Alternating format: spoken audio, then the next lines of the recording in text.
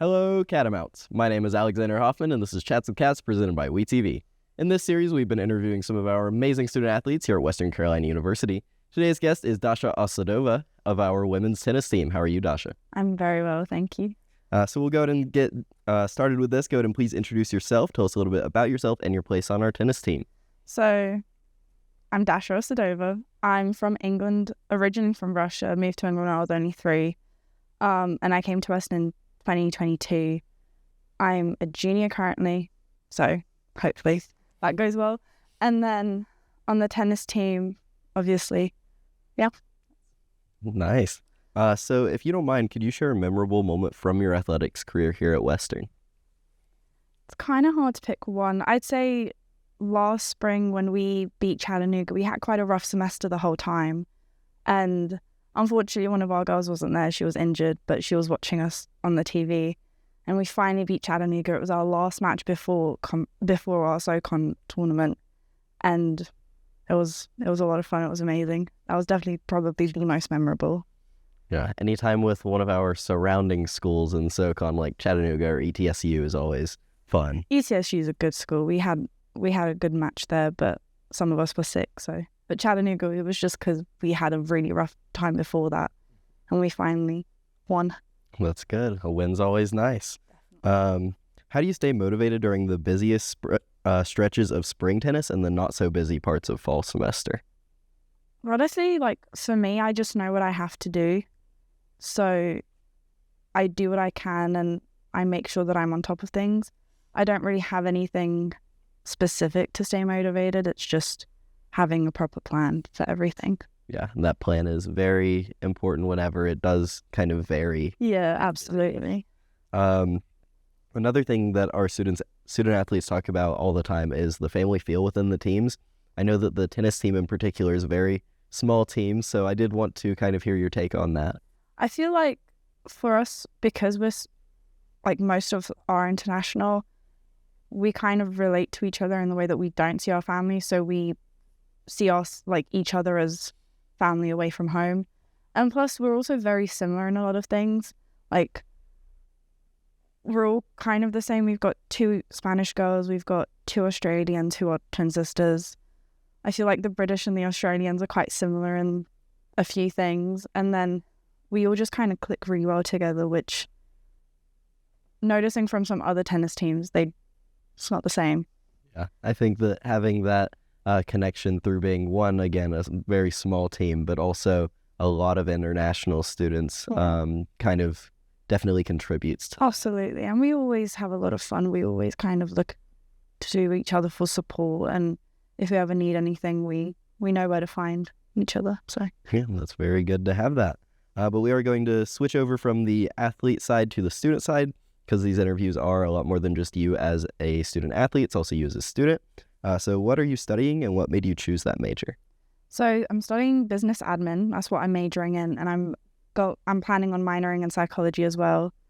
Business admin mostly because it's I did that in England. I did exams on it. I took a lot of classes for that in England, and it was something that I could easily do here without having to switch a bunch of things. And also I feel like it would just fit in well with tennis if I want to either coach in the future, if I want to open up or be part of a tennis academy. I feel like it would definitely help. And psychology mostly because it fits in with tennis, especially sports psychology, obviously. As we were talking before, in my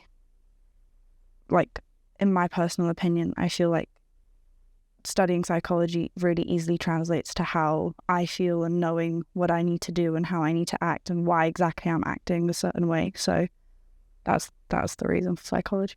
Yeah, I know that the psychology aspect is something that's very important in athletics, especially, which is part of why I'm not doing psychology for my grad degree, but I'm doing sports management, and a heavy focus for me is the psychology and the mental health and the behind the scenes that a lot of people don't realize is there. They're just athletes are playing their sport, but there's so much that goes into not just tennis, but any sport.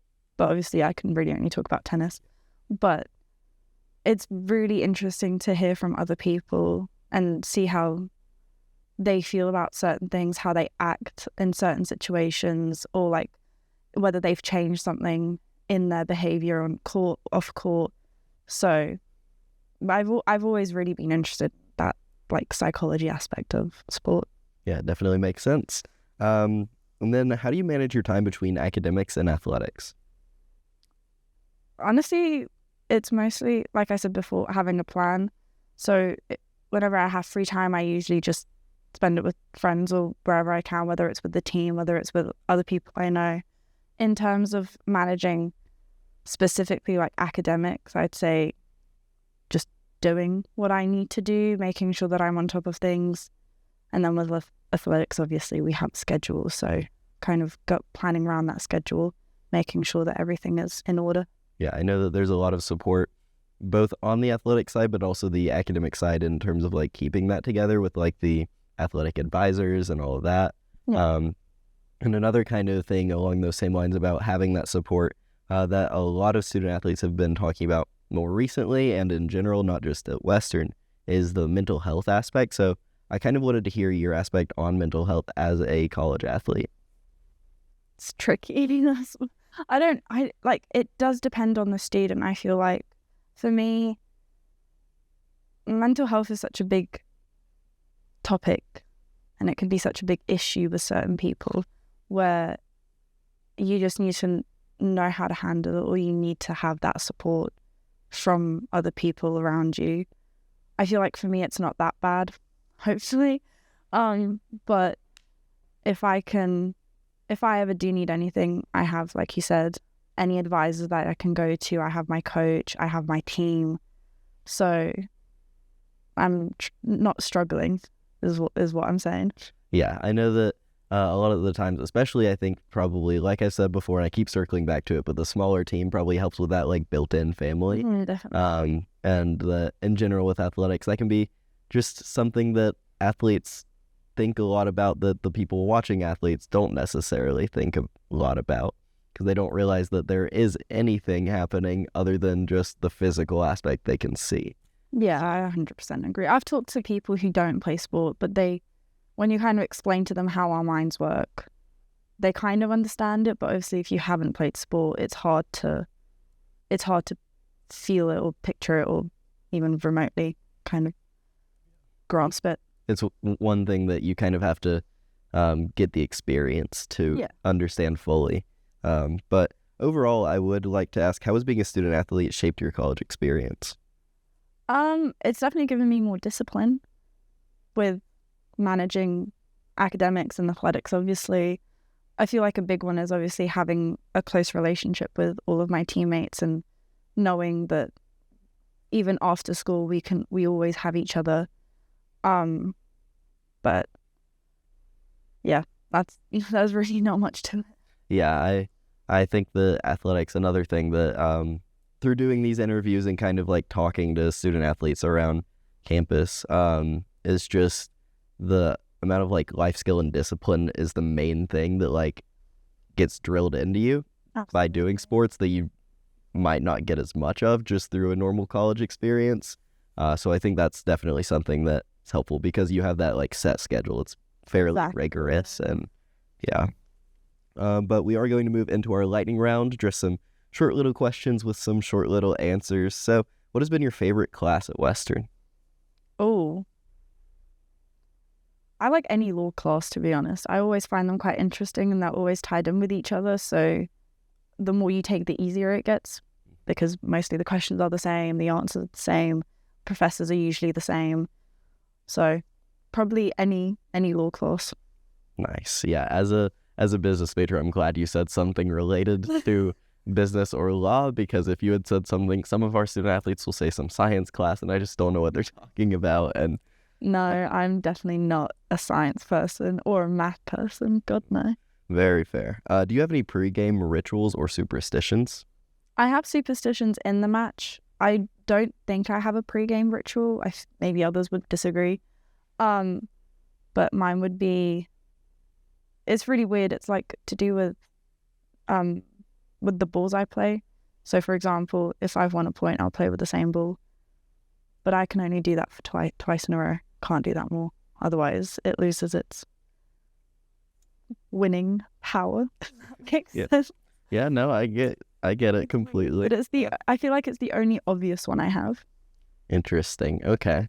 And then what is your favorite sport to watch and favorite non-WCU team or athlete? Soccer or football for us, and it would be Liverpool. Okay, shout out Liverpool. And then what is your favorite post-match meal? We always get Italian, so like a good hearty Italian meal. It- If we win though, we sometimes get to choose and we get to go to like a nicer place and 100% something Japanese or Asian or sushi, but Brett doesn't usually let us, so. On all counts, you avoided saying El Pat, so that is No, incredible. definitely not. Yeah, most people just immediately. I've had some people like anything but El Pat or like Subway or Jersey Mike's. I can't do it. Interesting. Okay. And that is going to move us to our very last question to kind of tie everything together. What is the best advice you've received as a student athlete, and kind of in turn, what advice would you give to incoming student athletes? This is quite a tricky question because I've received so much advice from so many people. My favorite one is my mum's. She told me to not care, and like obviously care enough where you're doing well in sport and you're doing well in academics, but don't overstress yourself and like trying to achieve more than you can. And I feel like I'd probably say that to a lot of new incoming athletes, where if you don't stress and if you don't like care as much, you're probably going to have a better time than if you have like this image in your brain where you have to do this, you have to do that, you have to do well in sport and academics. I feel like just take it slow and understand why you're there in the first place, and make sure that you're staying on top of things and doing everything right, but don't overstress yourself. Yeah, avoiding testing the limits. Yeah, because it ends up either in you hating school because you're so up to it with academics, or getting injured because you're overtraining yourself. So just everything in moderation, but stay on top of things. Yeah, for sure. Thank you for that great advice for our incoming student athletes, and that is going to kind of close us out for the interview. Thank you again for coming on the show, Dasha. So much. It's been fun. Of course. We'll see you next time, and go Cats.